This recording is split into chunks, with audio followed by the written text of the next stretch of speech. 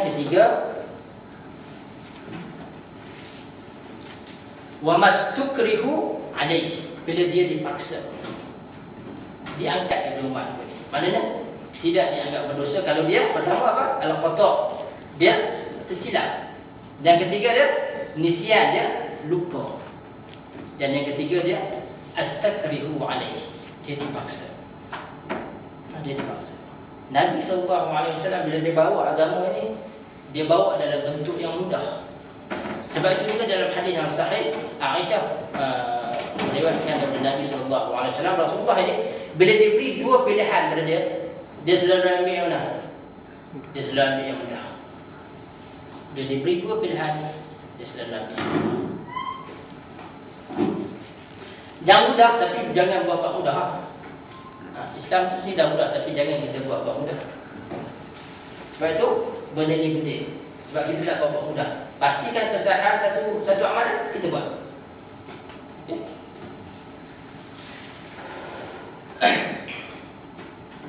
Dan selain daripada Islam itu mudah, Islam ni juga tuan-tuan dan puan-puan, saya sebut sikit sebelum kita tutup malam ini. Rasulullah tadi bila dia kata wa'abshiru, berikan khabar gembira. Kalau kita tengok bahawa kawan, jadi saya dah sebut dalam khutbah bawah ini, di dalam surah Al-Alaq. Surah Al-Alaq ni dia turun dua bahagian. Pertama dia turun di Gua Hira, berapa ayat mula, dan kemudian diturunkan selepas daripada itu, dan ditujukan ayat-ayat selepas daripada itu kepada Abu Jahal.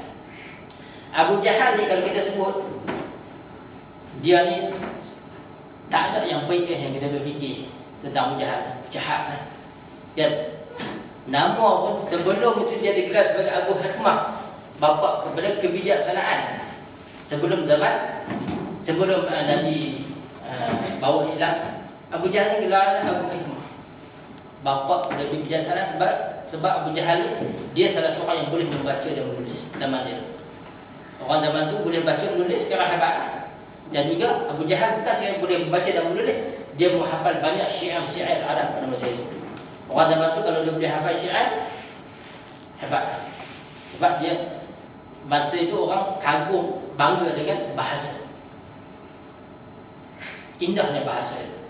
Okay. Sebab tu gelarannya Abu Hikmah.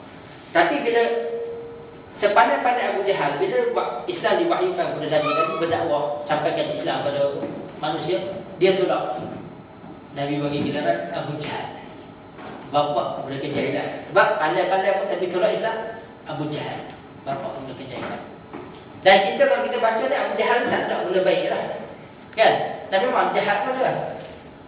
Tetapi bila Allah Subhanahu wa taala mengancam Abu Jahal di dalam surah Al-Alaq ni, kita baca kalla la in yantahi lanasfa'an bin nasiyah.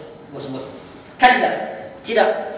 Okey, la in lam yantahi lanasfa'an bin nasiyah. Jika Abu Jahal tidak berhenti apa yang dia buat pada Nabi sallallahu alaihi wasallam, lanasfa'an bin nasiyah, kami akan tangkap dia. Allah Taala kata kami, Allah akan tangkap dia melalui ni polok apa Melayu ni apa ni bahagian ubud, akan tangkap di sini, humban dia ke dalam neraka. Tapi tuan-tuan, dalam ayat itu dia kata kalla la in lam yantahi, kalau dia tak berhenti. Para ulama tafsir mengatakan dalam ayat ini Allah sebut la in lam yantahi, kalau dia tidak berhenti. Maknanya para ulama tafsir menghuraikan, kalau Abu Jahal berhenti, Allah hukum dia tak? Maknanya dalam ayat ini Allah bagi peluang kepada Abu Jahal. Orang yang jahat dia tu pun Allah bagi peluang. La in lam yantahi, maknanya kalau dia berhenti, Allah hukum dia tak? Tak hukum. Kalau ulama tafsir mengatakan Abu Jahal yang begitu teruk pun Allah bagi peluang kepada dia. Itu dalam Al-Quran Al-Karim. Banyaklah ayat-ayat yang seperti itu dalam Al-Quran. Di dalam hadis Nabi SAW, kita baca berkenaan hadis sifat orang munafik kan. 3 sifat orang munafik kita selalu baca kan. Okay. Sebelum Nabi sebut 3 sifat munafik ini, dia sebut satu ungkapan. Dia kata hatta yada'aha. Nabi sebut hatta yada'aha, maksudnya kecuali kalau dia orang berhenti. Maknanya adalah hadis macam dari Al-Quran tadi. Nabi dia bagi harapan kepada orang yang jahat. Maknanya kalau berhenti tak ada hukuman. Sebab tu Islam yang dibawa oleh Nabi, dia memberi harapan pada orang. Dia tak bagi orang putus harapan. Dan banyak perkara-perkara yang kita tengok di dalam Islam di zaman Nabi SAW. Kita tengok Nabi itu, dia bila dia bawa Islam, dia tak mengajar orang putus harapan. Contoh apa? Salah satu contoh, bila kita cakap tentang rawi, saya teringat salah seorang rawi yang ada dalam kitab Sahih Bukhari adalah Ikrimah bin Abi Jahal. Ikrimah bin Abi Jahal siapa? Anak Abu Jahal. Anak Abu Jahal. Kita kalau bapa Abu Jahal ni, kalau kita tujuh keturunan mengarut balik. Ikrimah bin Abi Jahal. Ikrimah masuk Islam dan menjadi salah seorang sahabat Nabi yang meriwayatkan hadis daripada Nabi sallallahu alaihi wasallam. Maknanya bapa jahat anak, Allah Taala tuan-tuan membuat bila dia nak ubah mudah. Dia nak ubah dia jahat mudah. Okey. Jadi tuan-tuan membuat kita bila kita bawa Islam, saya bila dah umur dah 42 ni, dia mula melo sikit dah. Kalau dulu masa muda-muda memanglah kepala angin kan. Lah ni pun kepala angin juga. Tapi kadang-kadang dia fikir-fikir balik. Kadang-kadang bila kita bawa, kita berdakwah, orang tak mau ataupun orang tak ikut, kadang-kadang tu kita doa kepada Allah Subhanahu Wa Taala. Kadang-kadang memanglah kita ni manusia dengan sifat kadang-kadang pada bawa semua ni. Kadang-kadang, tapi bila kita sedar balik, kita bawa Islam mestilah bagi kabar gembira kepada orang, kabar gembira kepada orang dan bagi harapan kepada orang. Dia mungkin tak terima sekarang, tapi mungkin satu hari dia nampak dan dia akan terima, dan dia mungkin akan jadi lebih baik daripada kita yang sampaikan dakwah pada dia. Jadi tuan-tuan, itu lebih kurang perkara yang saya nak sebut pada malam ini. Satu, berkenaan dengan ketelitian maklumat di dalam Islam, dan juga yang kedua adalah aspek keluasan dalam agama ini.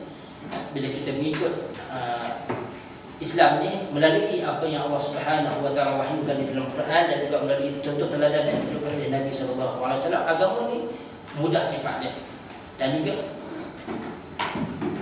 satu lagi sifat keluasan agama ini adalah kita bila kita berdakwah, kita jangan putus harapan pada orang yang kita dakwahkan. Kita sendiri tak putus harapan, dan kita juga jangan putus harapan pada dia. Sebab kita hanya menyampaikan hidayah Allah Subhanahu Wa Taala. Kita tak boleh bagi hidayah kepada orang, kita boleh sampaikan saja. Dia mungkin tak terima sekarang, dia akan terima mungkin 10 tahun akan datang. Nabi sallallahu alaihi wasallam bila dia dihalau oleh orang Taif sebelum peristiwa Isra wal Mi'raj, dia doa kepada orang Taif supaya orang Taif ini, keturunan yang akan datang, anak-anak mereka akan menjadi orang yang menerima Islam. Bila Nabi di Madinah, golongan ada satu rombongan Taif datang ke Madinah untuk menerima Islam daripada Nabi sallallahu alaihi wasallam. Umar dia teringat apa yang Nabi cerita tentang apa yang berlaku pada dia semasa dia ke Taif untuk cari perlindungan sebelum berlakunya Isra wal Mi'raj, sebab tekanan teruk sangat dah kan. Orang Mekah bagi tekanan.